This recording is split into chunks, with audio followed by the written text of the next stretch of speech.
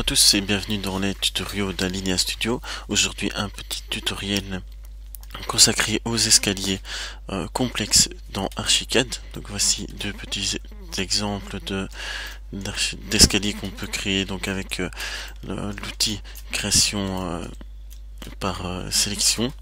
Donc tout d'abord on va refaire un petit topo, je vais dire, sur les escaliers de base. Donc Archicad crée des escaliers en respectant donc la norme.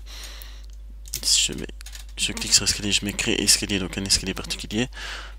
On respecte les normes de H plus G et les normes de balancement. Donc on a les escaliers simples. Ici on va commencer avant de commencer les escaliers complexes en prenant par exemple un double quart tournant. Donc on a déjà un certain nombre d'escaliers paramétrables sans devoir rien dessiner au préalable, juste encoder les largeurs, les longueurs et certaines mesures. On a déjà certains escaliers qui sont totalement corrects et dont on pourra directement qu'on pourra directement exploiter en 3D et en coupe. Voici encodage de la hauteur, la largeur, 90, 1 mètre, la largeur, la longueur d'escalier, la largeur à l'endroit du quart tournant et de l'autre côté. On a la ligne de foulée, la longueur de la ligne de foulée. On encode un peu ce qu'on veut. Dès qu'on encode une donnée, on peut la bloquer parce qu'il y a certaines données qui vont s'adapter suivant le calcul qui est ici de 2h plus g est entre 60 et 65. Ici il y a un calcul de 62.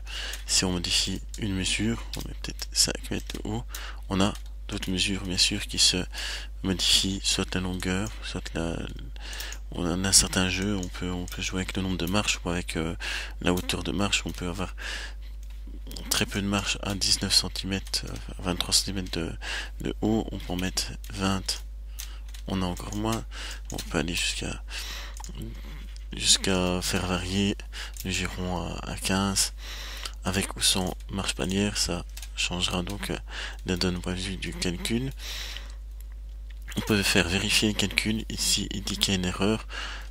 En 3D on voit bien qu'ici il y a une petite erreur, c'est que comme il y a beaucoup de marches et que le quart tournant est assez petit, on va devoir allonger. Donc si ici on sélectionne dans le petit dessin ici avec la petite flèche, on entoure en gris, je vais dire entoure ici, le nombre de marches qui vont être balancées. Donc à partir de celle-ci on double-clique à la fin. Donc ici il n'y a plus d'intersection entre les marches. Logiquement la vérification d'être bonne. Et ici on a encore une entre la 1 et la 2. Ici on voit que ça ne peut pas aller, il va falloir modifier. Voilà, si on double-clique, on active voilà, entre la 10 et la 11. Voilà, ici on a fait un escalier de 5 mètres de haut, on va peut-être retourner un escalier de 2,80 m pour avoir plus facile. Voilà, vérification de l'escalier.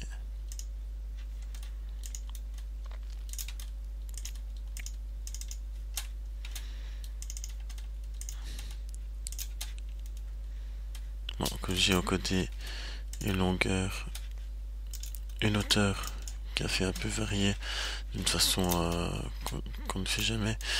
Là, ici, je vais chipoter.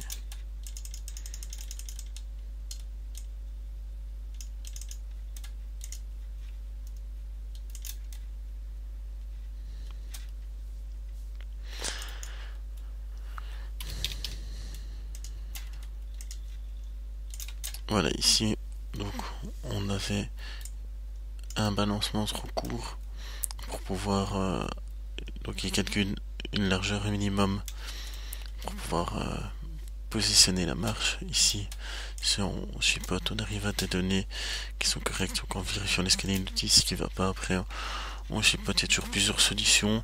Il faut voir suivant la hauteur des marches qu'on désire et les girons, le nombre de marches et la hauteur. On a ici dans les options d'escalier les textures, le type d'escalier, bois, béton, métal, avec contre-marche, les balustrades. Bon, c'est pas génial à chaque fois, mais on a quelques types de balustrades. On peut sélectionner toutes les balustrades en même temps ou une par une et donc avoir 46 balustrades différentes. On peut les sélectionner dans le dessin. On peut avoir des balustrades avec des poteaux, si j'en trouve, barre parallèle,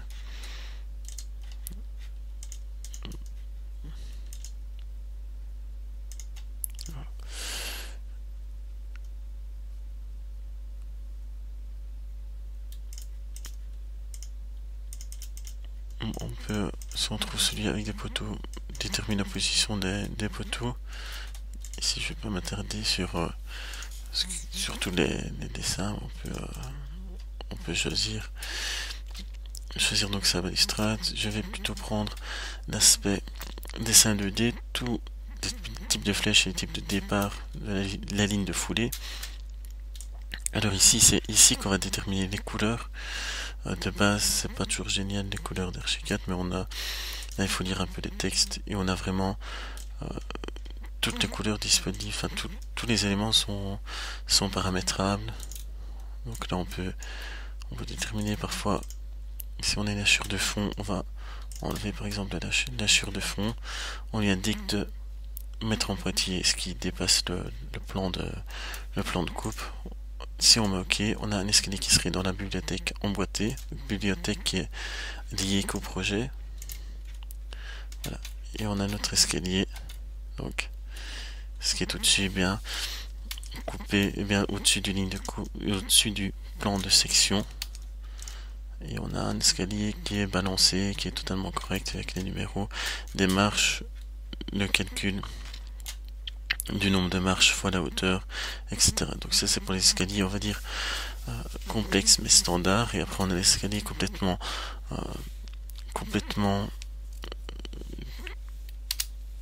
libre. Donc la technique c'est de créer une hachure qui aura la surface en plan de l'escalier. On prend une hachure, documentation hachure, on dessine. Donc ici on va peut-être dessiner un escalier comme ceci. On va pas faire trop compliqué. Ça c'est la forme en plan de l'escalier. Donc ici j'ai mis des mesures aléatoires. On mettra des mesures suivant le plan. C'est assez intéressant dans des plans de rénovation où les escaliers sont rarement standards. Après, on prend une ligne, surtout pas une petite ligne, sinon ça marchera pas. Donc bien une ligne, majuscule L.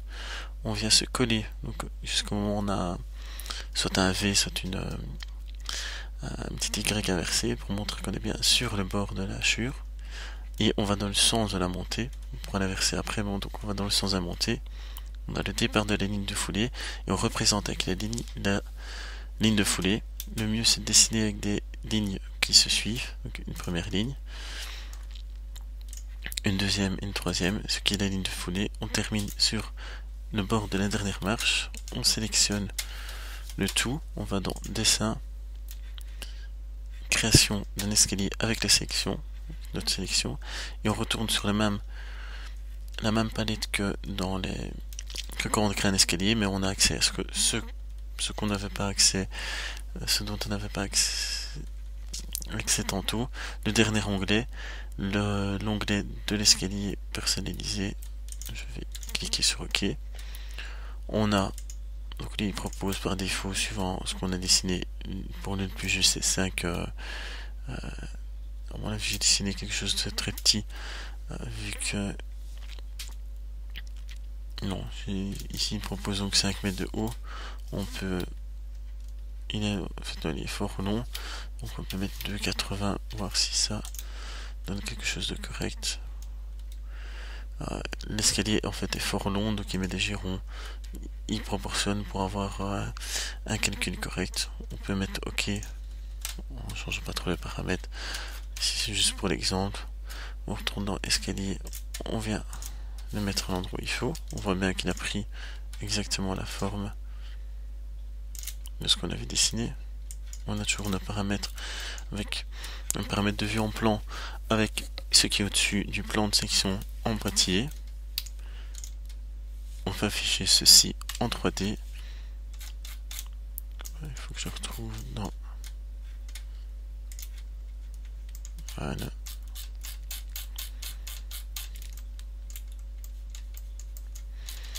Donc on a notre escalier. Ici on a j'ai pas changé la balustrade.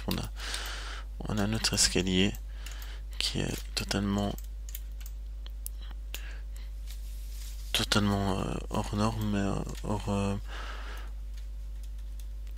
qui est complètement qui suit exactement ce qu'on voulait, Donc voilà pour les escaliers complexes. Là, dessiner une hachure, dessiner des lignes pour les lignes de foulée. Et voilà.